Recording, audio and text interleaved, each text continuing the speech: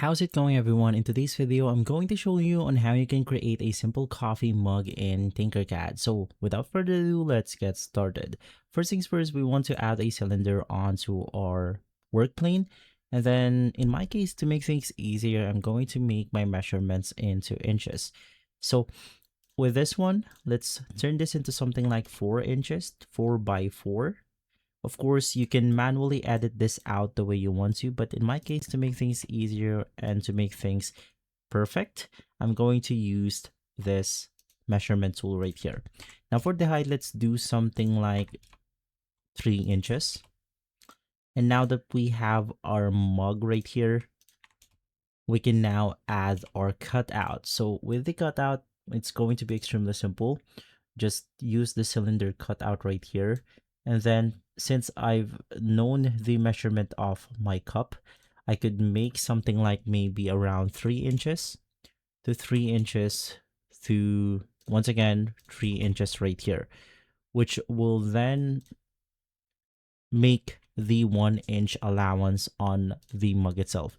And of course, you could just increase the height so it will cut to the above right here. And since you don't want to cut all the way through the bottom, you then want to raise your whole cut out a little bit.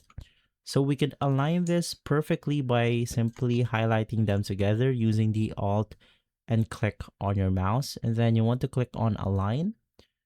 And then, of course, you want to press 2 buttons, which is going to be, once again, extremely simple. It's going to be the button right here and this button right here, which will then simply align them together. Now with this one, I've made sure that I have this 1 inch allowance on my coffee mug. And so the only thing left to do now is to add our handle.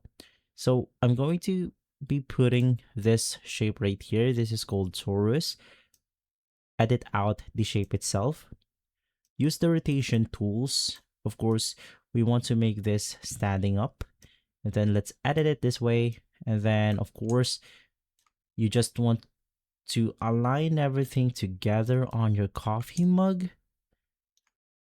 And then let's, of course, make this a little bit bigger. And basically, after aligning everything together, you could just, once again, highlight everything and then click on Merge Group. And here we have it. Here's our coffee mug ready to be 3D printed. You can edit this out the way you want to, maybe add some additional designs, so on and so forth. If this video has been helpful, leave a like, subscribe, and follow us for more videos like this. Thanks for watching.